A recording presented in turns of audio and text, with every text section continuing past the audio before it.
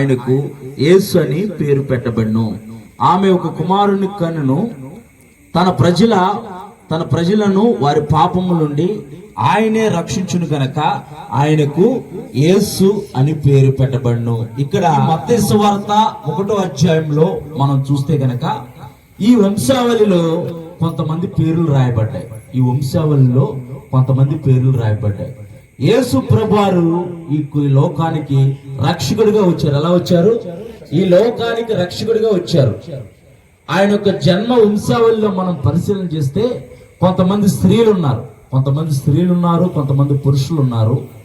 వారి యొక్క జీవితాన్ని జాగ్రత్తగా మనం పరిశీలన చేస్తే వారు ఈ వంశావళిలో ఎలా చేర్చబడ్డారనే ఆశ్చర్యం కలుగుతుంది. ఎందుకనంటే వారు దేవుణ్ణి తెలుసుకోకముందు చాలా భయంకరమైన పరిస్థితుల్లో, పాపంలో, లోకంలో జీవించే పరిస్థితిలో ఉంటున్న వారు దేవుడిని తెలుసుకోవటం ద్వారా, దేవుడికి వారి హృదయాలను అప్పచెప్పడం ద్వారా, వారి హృదయాల్లో దేవునికి స్థానం ఇవ్వడం ద్వారా వారు యేసు ప్రభు వారి యొక్క వంశావళిలో ఒకరిగా చేర్చబడ్డారు. దేవుని నామానికి మహిమ కలుగును గాక. ఈ రాత్రికాల సమయంలో నీవు ఎటువంటి పరిస్థితిలో వచ్చినా సరే, జరుగుతున్న కృతజ్ఞత క్రిస్మస్ కూడిక అని చెప్పేసానని నువ్వు వచ్చావేమో, నీ హృదయంలో అంతా భారంగా ఉందేమో, నీ హృదయం అంతా వేదనగా ఉందేమో, నీ హృదయం అంతా కలవరంగా ఉందేమో, నీకున్న పరిస్థితులను బట్టి నువ్వు కృంగిపోయి ఉన్నావేమో, కానీ ఈ రాత్రికాల సమయంలో సర్వశక్తి గల దేవుడు నిన్ను దర్శించి నీకున్న ప్రతి విధమైన కలవరాల నుంచి నిన్ను విడిపించును గాక. ఆమేన్. ఇక్కడ దేవుని యొక్క వాక్యం రాయబడి ఉంది. ఆమె ఒక కుమారుని కనును, తన ప్రజల వారి పాపము నుండి ఆయనే రక్షించును గనక ఆయనకు యేసు అని పేరు పెట్టబడును. యేసు అనే మాటకు రక్షకుడు అని అర్థం. యేసు అనే మాటకు అర్థము రక్షకుడు. రక్షకుడు అని ఎవరిని అంటారు? మనం రక్షక భటులు అంటాం. రక్షక భటులు అంటే ఎవరు? పోలీసు వారు రక్షక భటులు. వారికి ఇచ్చిన వృత్తిలో, వారు ప్రభుత్వం అనుగ్రహించిన వారికి ఒక ఉద్యోగాల్లో, ఆయా ప్రాంతాల్లో వారు ఉద్యోగాలు చేస్తూ ఆ ప్రాంతంలో ఎటువంటి అల్లర్లు, ఎటువంటి కొట్లాట్లు, ఎటువంటి దొంగతనాలు జరగకుండా వారు రక్షణగా కాపలాగా ఉంటారు. పూర్వం రాజులు రక్షక భటులు నిర్మించేవారు. వారు ఏం చేసేవారంటే ఎత్తైన గోపురాల పైన ఉండి ఎవరైనా శత్రువులు వస్తున్నారేమో చూసి బోర ఊది శబ్దం చేసేవారు. అంటే మన మీదకి శత్రువులు వస్తున్నారు, మన మీదకి దండెత్తి వస్తున్నారని వారు గనక కావలి వారు అంటారు. ఇంకా తెలుగులో చెప్పాలంటే కావలి వారు గనక మనకి లేకపోతే, అంటే రక్షించే వారికి, మన భారతదేశానికి బోర్డర్లో రక్షకులు ఉంటారు. మన భారతదేశానికి బోర్డర్లో రక్షకులు ఉంటారు అన్నమాట. ఆర్మీ సైన్యం ఉంటుంది. వారు ఆ బోర్డర్లో ఉండబట్టి మనం ఆనందంగా, సంతోషంగా ఇక్కడ మనం జీవిస్తున్నాం.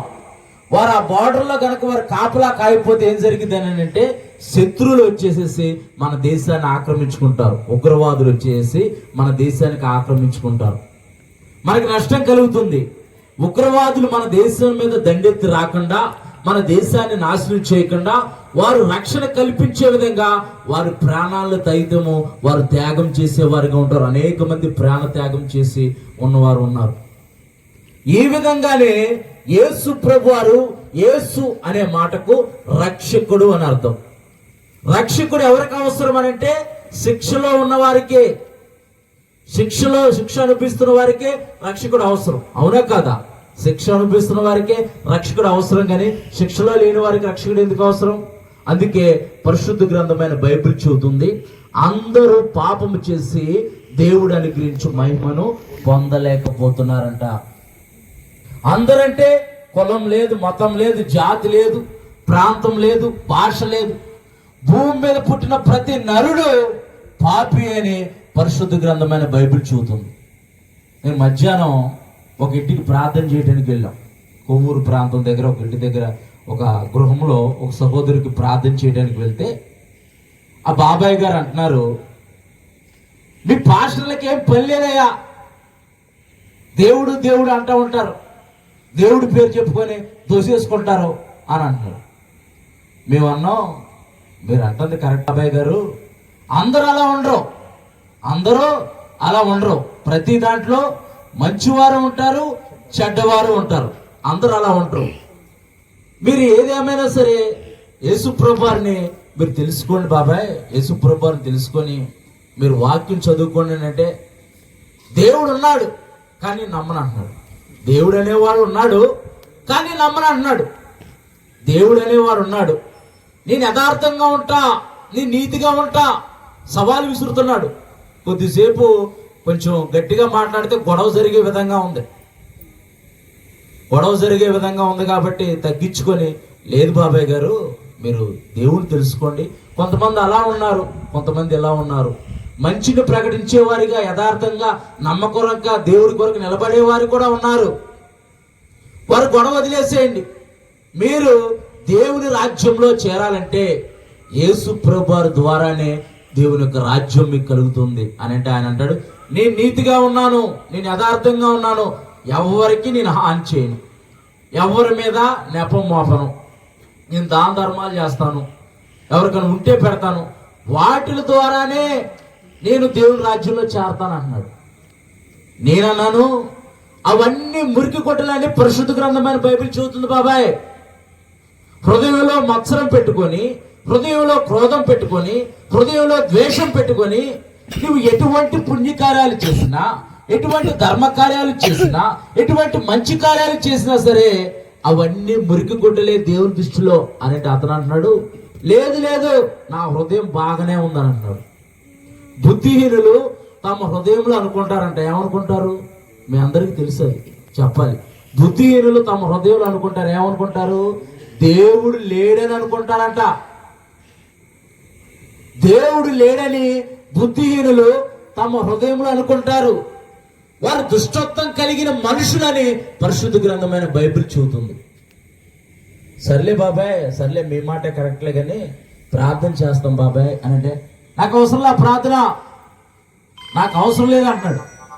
నాకు అవసరం లేదు ప్రార్థన, నాకు అవసరం లేదు ప్రార్థన అని అంటాడు. మేము చాలా బాధపడంటే, ఒక వ్యక్తి రక్షింపబడటానికి, ఒక వ్యక్తి మార్పు చెందటానికి, ఒక వ్యక్తి పాపం నుంచి విడిపించబడటానికి లోకరక్షకుడైన యేసు ప్రభువారు కన్నికైన మరీ గర్భాన 2024 సంవత్సరాల క్రితము పరిశుద్ధుడిగా జన్మించాడు. దేవుని నామానికి మహిమ కలుగును గాక. ఆ జన్మించిన పరిశుద్ధుడు ఈ లోకంలో 33.5 సంవత్సరాలు అద్భుత కార్యాలు, ఆశ్చర్య కార్యాలు చేశాడు. భూమి పుట్టినది మొదలుకొని అలాంటి కార్యాలు ఏ మనుషుడు చేయలేదు. దేవుని నామానికి మహిమ కలుగును గాక. పరిశుద్ధ గ్రంథమైన బైబిల్లో రాయబడి ఉంది. చరిత్రకారులు చెబుతున్నాడు, ఆయన చరిత్రకు యుగ పురుషుడై ఉన్నాడు. దేవుని నామానికి మహిమ కలుగును గాక.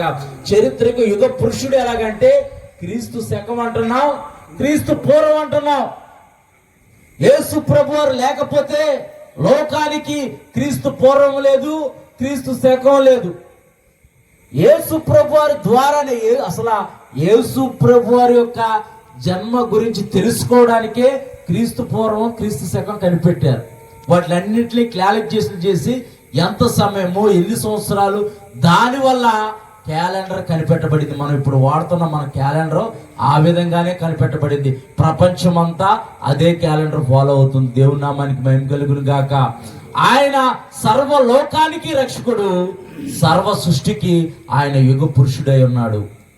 వారి పాపముల నుంచి తానే విడిపించిన గనక ఆయనకు యేసు అని పేరు పెట్టబడును. దేవుని నామానికి మహిమ కలుగును గాక. మానవుని యొక్క హృదయ అంతరంగాలు ఎరిగింది దేవుడు మాత్రమే. దేవుని నామానికి మహిమ కలుగును గాక. మనుషులు పైకి మంచిగానే కనపడవచ్చు, మనుషులు అందంగా కనపడవచ్చు, మంచి దేహ దారుణ్యం కలిగి కనపడవచ్చు, కానీ హృదయాంతరంగాలు ఎరిగింది దేవుడే గనక దేవుడే హృదయాన్ని బాగు చేయడానికి వచ్చాడు ఈ లోకానికి. దేవుని నామానికి మహిమ కలుగును గాక. లోకానికి తెలీదు. లోకం అనుకుంటుంది మత ప్రచారం అనుకుంటుంది. లోకం అనుకుంటుంది మత ప్రచారం వీళ్ళకేం పని లేదనుకుంటుంది. మత ప్రచారం కాదు యేసు ప్రభువుని తెలుసుకోవడం అంటే నీవు ఒక నూతనమైన మార్గంలో ప్రవేశించడమే. దేవుని నామానికి మహిమ కలుగును గాక. క్రైస్తత్వం అంటే మతం కాదు, అది మార్గం మాత్రమే. నేను నా సాక్ష్యం 2 నిమిషాలు చెబుతాను. నేను మన పిఠాపురం ఎమ్మెల్యే గారి తాలూకాని, అర్థమైందా? మన పిఠాపురం ఎమ్మెల్యే గారి తాలూకా అంటే ఇప్పుడు ఆయన పిఠాపురం ఎమ్మెల్యే అయ్యారు, కానీ అప్పుడు ఆయన పవర్ స్టార్. ఆయన తాలూకా ఎంత తాలూకా అని అంటే, నా నడకలో ఆయన స్టైల్ ఉండాలి, నా హెయిర్ స్టైల్లో ఆయన స్టైల్ ఉండాలి. ఇప్పుడు చూస్తుంది, నేను ఒక సహోదరుడు నన్ను అలా అన్నాడు 2-3 సార్లు సేవకు వచ్చిన కొత్తలో. అందుకే నేను మార్చేసేసుకున్నాను. ఇంకా అంటే నేను అలా కనపడుతున్నానని చెప్పేసి అలా కనపడకూడదు, దేవుని యొక్క పోలికే నాలో కనపడాలని నేను మార్చేసుకున్నాను. నడకలో అలా ఉండేది, మాట్లాడే విధానంలో అలా ఉండేది, హెయిర్ స్టైల్లో అలా ఉండేది, వేసుకునే దుస్తుల్లో అలా ఉండేది.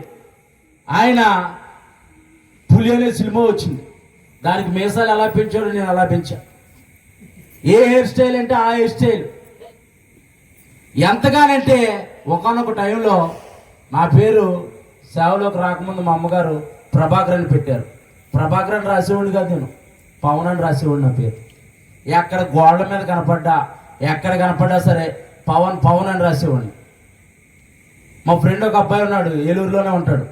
వాడు ఇప్పటికి కూడా ఫోన్ చేసి అదే పేరుతో పిలుస్తాడు, అదే పేరుతో పిలుస్తాడు.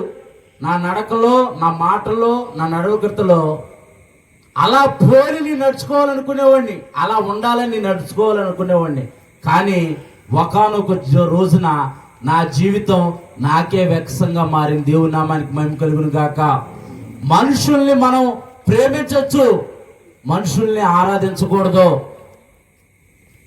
మనుషుల్ని మనం ప్రేమించవచ్చు, తప్పులేదు. మనుషుల యొక్క పద్ధతులు మంచిగా ఉంటే నడుచుకోవచ్చు, గౌరవించవచ్చు, తప్పలేదు. మనుషుల్ని ఆరాధించకూడదు. ఒక 3 హాల్ బొమ్మలు ఉండే నా దగ్గర.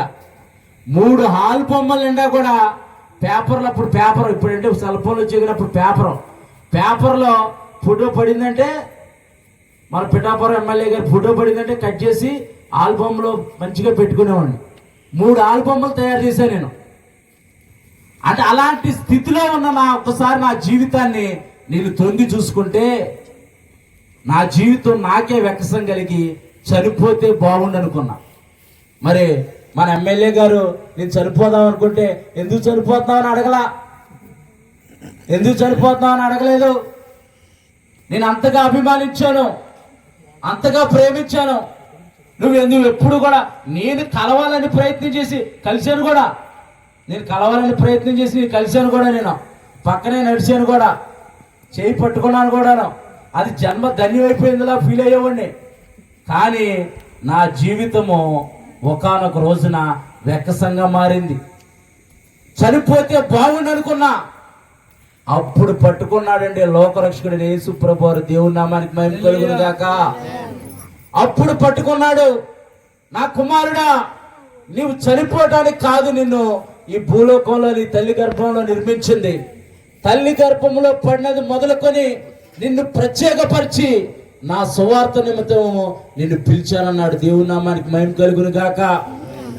అలాంటి పాపముతో, అలాంటి లోక సంబంధమైన వాటితో లోకంలో జీవిస్తున్న నా జీవితాన్ని దేవుడు మార్చాడు. దేవుని నామానికి మహిమ కలుగును గాక. ఈ రాత్రికాల సమయంలో నువ్వు ఎటువంటి పరిస్థితిలో ఉన్నా సరే, నువ్వు ఎటువంటి స్థితిలో ఉన్నా సరే, దేవుడు నీ జీవితాన్ని మారుస్తాడు. దేవుడికి నీ హృదయంలో స్థానం ఇస్తే దేవుని నామానికి మహిమ కలుగును గాక. ఇక్కడ పరిశుద్ధ గ్రంథమైన బైబిల్లో రాహాబు ఈ వంశావళిలో 5వ వచనంలో రాహాబు నందు బోయాజును కనును అనుంది. రాహాబు స్త్రీని కనుక మనం పరిశీలన చేసుకుంటే, రాహాబు యెహోషువ గ్రంథము 2వ అధ్యాయము 177వ పేజీ, 177వ పేజీ, 177వ పేజీ. అమ్మ ఇబ్బంది పెట్టకలే, అయిపోయిన తర్వాత ఇద్దాం. అప్పుడు చల్లబడిపోతారు, వేడెక్కుతారు. అయిపోయిన తర్వాత ఇద్దాం. ఇక్కడ యేసు ప్రభువారి వంశావళిలో రాహాబు అనే ఒక స్త్రీని మనం చూస్తున్నాం. యెహోషువ గ్రంథంలో 2వ అధ్యాయంలో కనుక మనం చూసుకుంటే, ఈ రాహాబు అనే స్త్రీ ఎలాంటి స్త్రీ మనందరికీ తెలిసి, మీరు చెప్పాలి ఎలాంటి స్త్రీ? ఆమె వేశ్య. అంటే తన కుటుంబ పోషణ కొరకు తన శరీరాన్ని అమ్ముకుంటున్నామా? తన కుటుంబ పోషణ కొరకు తన శరీరాన్ని అమ్ముకునే స్థితిలో ఉంది. ఆమె దగ్గరకు కొంతమంది వర్తకులు వచ్చారు, దేవుని ఎరిగిన బిడ్డలు వచ్చారు.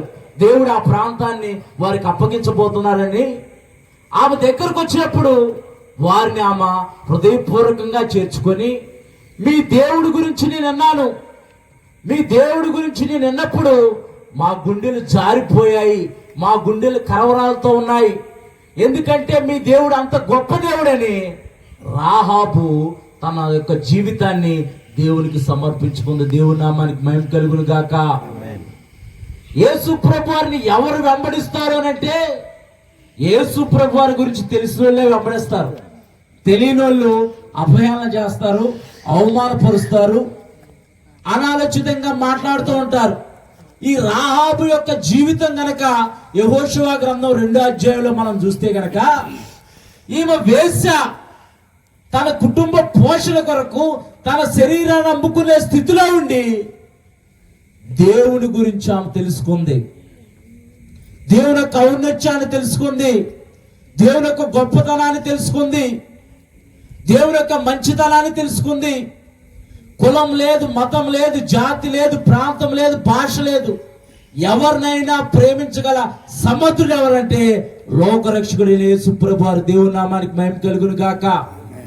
ఆమె అడిగింది, అయ్యా మీ దేవుడు మా ప్రాంతాన్ని మీకు అప్పగించబోతున్నాడు కనుక అయ్యా నన్ను కూడా జ్ఞాపకం చేసుకోండి అంటే, తప్పకుండా నిన్ను కూడా జ్ఞాపకం చేసుకుంటాం, మా కుటుంబాన్ని కూడా జ్ఞాపకం చేసుకోమంటే మీ కుటుంబాన్ని కూడా మీకు జ్ఞాపకం చేసుకుంటామని ఆ యొక్క వర్తకుల ద్వారా రాహాబు రక్షింపబడి ఎక్కడ చేర్చబడిందంటే యేసుక్రీస్తు వారి వంశావళిలో చేర్చబడింది. దేవుని నామానికి మహిమ కలుగును గాక. రాహాబు దేవునికి హృదయంలో స్థానం ఇవ్వటం వల్ల, దేవుణ్ణి వెంబడించడం వల్ల, అప్పటికి ఇంకా లోకరక్షకుడైన యేసు ప్రభువారు భూలోకానికి రాలా. తెలుసుకుందంటే ఆయన గొప్పతనం, ఆయన ఔన్నత్యం తెలుసుకుంది. ఆయన ఎరిగిన బిడ్డలకు ఆయన మంచి చేస్తాడని తెలుసుకుంది. నేను కూడా ఈ పాపంలో ఉంటే, ఈ పాపపు జీవితంలో బ్రతికితే నాకు విమోచన లేదని తెలుసుకొని తన హృదయాన్ని మార్చుకోవాలని దేవుని యొక్క కృప వైపు ఆమె తిరిగింది. దేవుడు కృపానుగ్రహించి యేసుక్రీస్తు వారి వంశావళిలో ఆమెకు స్థానం కల్పించారు. దేవుని నామానికి మహిమ కలుగును గాక. అది పాత నిబంధన కాలము. యేసు ప్రభువారు ఇంకా భూలోకానికి లోకరక్షకుడిగా రాలేదాయన. ఇప్పుడు ఆయన 2024 సంవత్సరాల క్రితము కన్నికైన మరీ గర్భాన్ని జన్మించి ఆయన పరిశుద్ధ రక్తంలో మనల్ని కడిగి మన పేర్లు ఎక్కడ రాశాడో తెలుసా? మన పేర్లు ఎక్కడ రాశాడో తెలుసా? జీవ గ్రంథంలో రాశాడు. దేవుని నామానికి మహిమ కలుగును గాక. ఆయన అంగీకరించిన ప్రతి ఒక్కరి పేరుని, ఆయన రక్తంలో కడగబడిన ప్రతి ఒక్కరి పేరుని, ఆయన విశ్వసించిన ప్రతి ఒక్కరి పేరుని, ఆయన అందు విశ్వాసం ఇచ్చిన ప్రతి ఒక్కరి పేరుని ఆయన పరలోకంలో, ఆయన నిత్యరాజ్యంలో జీవ గ్రంథంలో రాశాడు. దేవుని నామానికి మహిమ కలుగును గాక. జీవ గ్రంథంలో పేరు లేకపోతే పరలోక రాజ్యంలో ప్రవేశం లేదని దేవుని యొక్క వాక్యం చెబుతుంది. నువ్వు కేవలం యేసు ప్రభువారిని అంగీకరించడం ద్వారా ఆయన ఈ లోకానికి రక్షకుడిగా వచ్చాడు. ఆయనే రక్షకుడు, ఆయనే నా పాపాలకు విమోచకుడు, ఆయనే నన్ను పాపం నుంచి, లోకం నుంచి, దురలవాట్ల నుంచి, చెడు అలవాట్ల నుంచి, పాపపు జీవితం నుంచి, వ్యసనాల నుంచి విడిపించగల సమర్థుడని నీ హృదయంలో నీవు విశ్వసిస్తే, ఆయన నీవు అంగీకరిస్తే, ఆయన యొక్క పరిశుద్ధ నామంలో నీవు రక్షణ పొందితే నీ పేరుని జీవ గ్రంథంలో రాస్తాడు. దేవుని నామానికి మహిమ కలుగును గాక. రాహాబు పేరుని పరిశుద్ధ గ్రంథంలోనే రాశాడు, ఆయన వంశావళిలోనే రాశాడు. ఆయన్ని విశ్వసించిన ప్రతి ఒక్కరిని, ఆయన బిడ్డలైన వారు ప్రతి ఒక్కరిని కుమారులుగా, కుమార్తెలుగా చేసుకొని ఆయన జీవ గ్రంథంలో వారి పేర్లు రాసి ఆయన యొక్క నిత్య రాజ్యానికి ఆయన వారసులుగా చేశాడు. ఈ రాత్రి కాల సమయంలో నా ప్రియమైన సహోదరి, నా ప్రియమైన సహోదరుడా, ఈ రాత్రి కాల సమయంలో నివసిస్తున్న కాలనీ వాసులారా, యేసు ప్రభువారంటే పాప విమోచకుడు, యేసు ప్రభువారంటే లోక రక్షకుడు, యేసు ప్రభువారంటే నీకున్న ప్రతి విధమైన వేద నుంచి విడిపించే దేవుడు. యేసు ప్రభువారు ఉన్నాడంటే నీకున్న కష్టం నుంచి నిన్ను విడిపించే దేవుడు. యేసు ప్రభువారు ఎవరనంటే ఆయన నిన్ను ఆశీర్వదించే దేవుడు. దేవుని నామానికి మహిమ కలుగును గాక. ఈ రాత్రికాల సమయంలో నీ హృదయాన్ని ఆయనకి అప్పచెప్పుకొని నీ హృదయంలో ఆయనకి కొంచెం స్నానం ఇస్తే ఆయన నీ జీవితాన్ని బాగు చేయడానికి సిద్ధంగా ఉన్నాడు. నీ జీవితాన్ని బాగు చేయడానికి ఆయన సిద్ధంగా ఉన్నాడు గనక ఈ రాత్రికాల సమయంలో ఈ దూరశ్రవణ యంత్రం ద్వారా ఎంతమంది అయితే ఈ మాటలు వింటున్నారో, ఆనాడు రాహాబు వేశ్య దేవుని యొక్క మాటలకు లోబడి దేవునికి తన జీవితాన్ని అర్పించుకోవడమే కాదు, తన కుటుంబం అంతా దేవుని యొక్క మార్గంలో నడవటం వల్ల తన పేరు యేసు ప్రభువారి వంశావళిలో రాయబడింది. ఈ రాత్రికాల సమయంలో నీ జీవితాన్ని లోకరక్షకుడైన యేసు ప్రభువారికి నువ్వు అప్పచెప్పుకుంటే ఆయన యొక్క నిత్య రాజ్యంలో, ఆయన యొక్క జీవ గ్రంథంలో ఆయన నీ పేరును రాస్తాడు. నీవు ఈ భూమి మీద నీ కాలము సమీపించిన తర్వాత, ఈ భూమి మీద నువ్వు ప్రాణం విడిచిన తర్వాత లోకరక్షకుడైన యేసు ప్రభువారితో నీవు యుగయుగాలు జీవించే అవకాశాన్ని లోకరక్షకుడైన యేసు ప్రభువారు కల్పించాడు గనక, ఇంకా ఎవరైతే యేసు ప్రభువారిని తెలుసుకోలేదో, ఎవరైతే యేసు ప్రభువారు అంటే ఇష్టం లేదో, ఒకసారి ఆలోచించండి ప్రియమైన సహోదరి, ప్రియమైన సహోదరుడా. ఒకప్పుడు నేను కూడా దేవుడంటే ఎగతాళిగా ఉండేవాడిని, దేవుడంటే ఏదో అనాలోచితంగా ఉండేవాడిని. అసలు దేవుడు ఉన్నాడా, దేవుడుంటే నాకెందుకు ఈ పరిస్థితి అనుకునేవాడిని. ఇప్పుడు అంటున్నాను, దేవుడు ఉన్నాడు కాబట్టే నేను సజీవుడిగా ఉన్నాను. దేవుని నామానికి మహిమ కలుగును గాక. దేవుడు ఉన్నాడు కాబట్టే నాకు దేవుని యొక్క కృప వల్ల కుటుంబం ఏర్పడింది. దేవుడు ఉన్నాడు కాబట్టే ఈ రాత్రికాల సమయంలో ఈ మాటలు నేను చెప్పగలుగుతున్నాను. నీవు ఈ రాత్రికాల సమయంలో ఎటువంటి పరిస్థితుల్లో ఉన్నా సరే లోకరక్షకుడైన యేసు ప్రభువారికి నీ హృదయంలో స్థానమిస్తే చాలు, ఆయన నీ జీవితాన్ని బాగు చేసి నీకున్న ప్రతి విధమైన పరిస్థితులన్నిటి నుంచి ఆయన విడిపించి నీ జీవితాన్ని బాగు చేసే దేవుడు లోకరక్షకుడైన యేసు ప్రభువారు. దేవుని నామానికి మహిమ కలుగును గాక. ఒకసారి మత్తయి సువార్త 1వ అధ్యాయము 21వ వచనం ఒకసారి చదవండి. ముగించుకుందాం, సమయం 9 అయిపోయింది. ముగించుకుందాం. ఒక్కసారి మత్తయి సువార్త 1వ అధ్యాయము. ఆమె యొక్క కుమారుని కనును తన ప్రజలను వారి పాపముల నుండి ఆయనే రక్షణ. తన ప్రజలంటే ఈ భూమి మీద పుట్టిన ప్రతి ఒక్కరూ తన ప్రజలే, ప్రతి ఒక్కరూ తన ప్రజలే. అందుకే తన ప్రజల కోసం ఆయన ఈ లోకానికి వచ్చాడు. తన ప్రాణాన్ని పణముగా పెట్టి తన యొక్క రక్తం ద్వారా సర్వలోక మానవాళికి పాప విమోచన కలగజేశాడు. దేవుని నామానికి మహిమ కలుగును గాక.